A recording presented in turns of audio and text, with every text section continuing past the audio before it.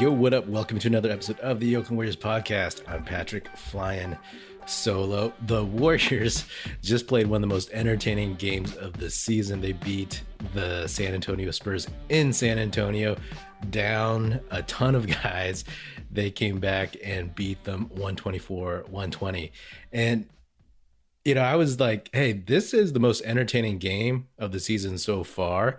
I was texting Aram and he said, well, maybe the first Nets game, the Suns Christmas game, and Clay's return were probably more exciting. But this one was just pure stress-free fun. It's up there, you know, it's definitely top 5 for me. I think in those other games, you know, like there's worries, there's stress, you know, you want to beat the Suns, you don't want to lose. This game was a game that was kind of a throwaway. They didn't have Steph, Clay, Draymond, Andre Iguodala, Nemanja Bjelica, Otto Porter Jr., James Wiseman, and of course, Andrew Wiggins. It was just a game where they just put the reserves in. And I always want to see those kinds of games because, you know, I love watching the rookies, the young guys play, and they did not disappoint. My friend Chong texted me and he said, seeing the young guys come back in this one, it was just very deeply satisfying. And I think that is a combination of how this feels, right? Like I went into this game just thinking that they were going to lose, especially when they just couldn't get past the Spurs who were shooting so damn well. You know, it was just going to be one of those character building, like, hey, moral victory type games. But to see them fight back through this adversity from being down big was very, very meaningful. They pulled it off. While I was watching this game, I kept saying like, okay, they just need to get over the hump, right? Because it was one of those frustrating things where they couldn't get past being down 2. That was the closest they got, right? And then all of a sudden the Spurs would build up their lead to 10 points. And it's like, how did that happen? And you're like, well, do they have any more runs in them, these young Warriors? And they did. They did. The broadcasters are right. I don't know if it was Fitz or Azubuike, for as much as we can criticize them.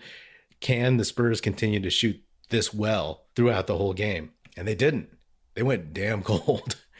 And the Warriors finally got over the hump. And once that happened, I mean, it wasn't over, but you felt the momentum swing immensely. It felt like there were so many Warriors fans in the Spurs arena. You saw blue and yellow jerseys and shirts and hoodies everywhere. And then when the Warriors hit some big shots, you would hear cheers. I mean, it's crazy. And I got to say, man, the future is bright for this Warriors team and this organization. We've known that. We've known that as good as this team is, that they were able to draft 3 high lottery picks in the last 2 years. I still believe in James Wiseman, but I'll set that aside for now. Moses Moody, man, he got the starting nod again, and he looked really confident out there. Building on the last game, building on all of his G League stints, the dude played hard, shot well, shot confidently, and played a very, very solid game. He was 6 for 12, 6 for 10 from 3, hit both his free throws, 7 boards, and 20 points. That's impressive, you know, considering the guy was not getting much playing time. And honestly, I didn't expect him to get much playing time as the season went on. And of course, he was huge in diving to the floor a couple times, but especially at the end of the game where 4 Spurs were around him. He was on the floor first. He got the loose ball, got it to D. Lee, and Lee passed it to Poole in the corner, and Poole nailed the 3 to put the Warriors up. That's huge, you know? That was crazy. I really didn't think that they would pull that out. But Moody definitely showed maturity. And I've said, and I said in the last episode, that as long as he can keep being consistent and play hard defense and be confident and decisive, then he'll get minutes. I mean, his shooting alone will get him in games, you know? His long arms, his defense, his team defense, his ability to play in a team scheme. So for those of you who don't know, Moody, his whole scouting report was that he was a little bit slow-footed, you know, not the most athletic, off the dribble, first step kind of guy, but he played in Eric Musselman's offense at Arkansas. So he was familiar with NBA concepts, team concepts. And so he was further along in terms of understanding the game. Moody just looks like he belongs out there, man. And I've said that he will probably push Damian Lee for minutes next season if Lee is still on the team. He looks like he might do that now, you know? Like I felt better with the ball in Moses Moody's hands than I did with Damian Lee. And credit to Lee, though. He is a true professional and he hit that big shot, that three. And to close the game, when they were only up by 2, I was hoping they would get the ball into Damian Lee's hands because he is older, probably wouldn't get shook from the line. I mean, I would have trusted Jordan Poole with those two because if you didn't know, Jordan Poole is number 1 in free throw percentage in the NBA this year. As of now, he is shooting 91.3%. But yeah, all the work Moody has been putting in, he looks good. He looks good out there, and I like what he'll be able to do for this team in the future. Jonathan Kuminga, he had a really, really rough start. It looked like he was pressing. It looked like he was G League Ignite Kuminga, the one who was kind of wild on offense and getting lost on defense. He looked like that dude. And he was getting frustrated with the refs. He was throwing his hands up, complaining to the refs a lot. He looked really, really frustrated at times, you know? I don't remember if it was after a dunk or a layup, but the cameras captured him afterwards, and he just looked pissed. He looked pissed. And I was curious to see how he would react to some of this adversity, you know? And he reacted pretty well. He started going to the basket instead of shooting outside shots, and he was converting. He hit some really impressive layups, you know?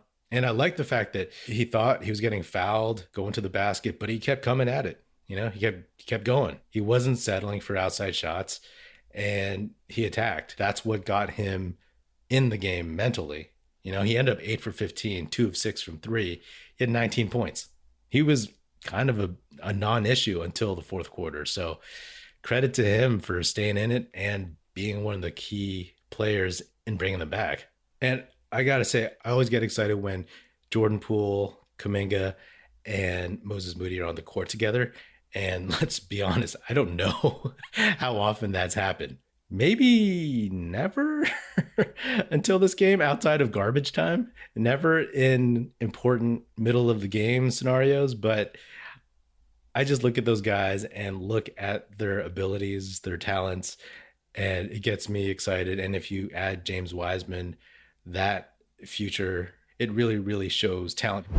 The moment we've been waiting for since September is finally here. In honor of the big game, DraftKings Sportsbook, an official sports betting partner of Super Bowl 56, is giving new customers 56-1 odds on either team. Bet just $5 and get $280 in free bets if your team wins.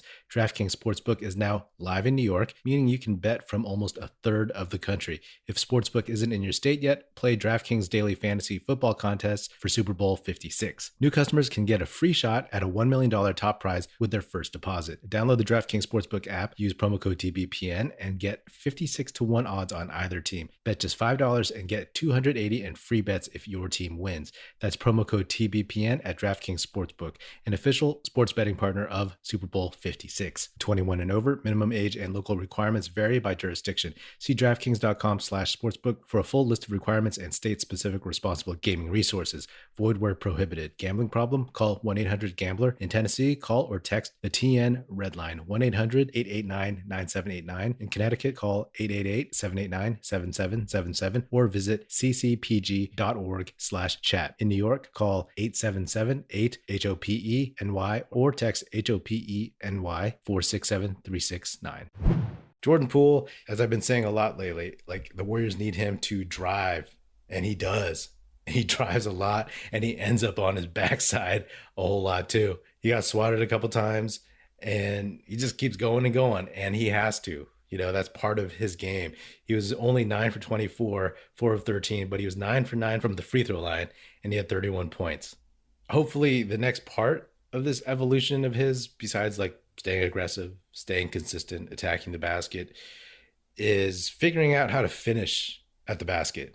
It always feels like he gets there and he goes through a couple guys or runs into a couple guys and can't get it over them. You know, somehow, some way, he needs to study guys like Steph and Kyrie Irving, how those guys are able to finish shots. Because sometimes he gets there and he can't pass out of it. And if he does, it's usually a turnover. And if he shoots it, he'll just get swatted. But I love the fact that he keeps going after it. But I think whether it's this season or in the off season, he figures out some other counters or has some other options when he drives and can't get around anybody. But yeah, this just shows again the depth and talent of this team to be out like your top 8-9 guys or whatever and still have this much actual basketball talent on the court.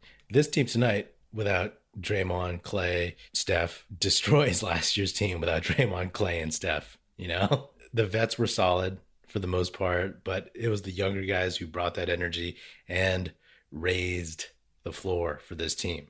Gary Payton II, that steal where he just picked a pass out of thin air and threw it to Kuminga for the dunk, for the windmill, was the play where GP2 got hurt. Hopefully he's okay. Hopefully it's just like a tweaked ankle if he has to sit out. Luckily, the Warriors have a day off, then they play the Kings, then they have 3 days off. So hopefully GP2 can get straight. But yeah, this game was a ton of fun, and these guys took advantage of the opportunity, right?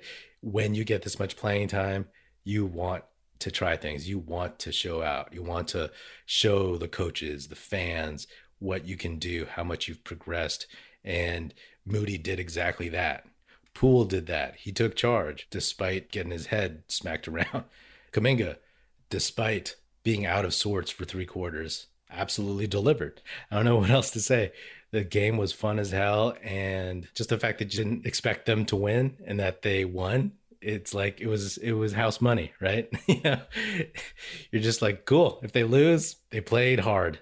They fought through adversity, but they actually won. So how about that? And in a way, this was a perfect win, a perfect game based on all the goals that I talk about for the Warriors season. I always say that you want them to win as many games as possible, of course, so that they finish as close to the top of the standings, if not at the top.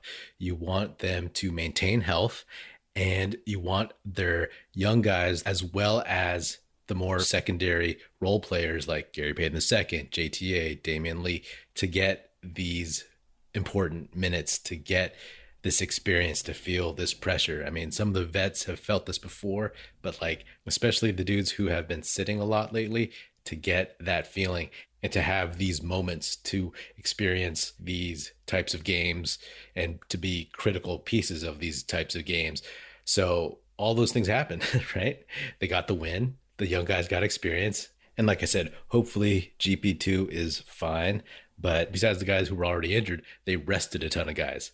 So they checked all of those boxes. So that puts a massive smile on my face.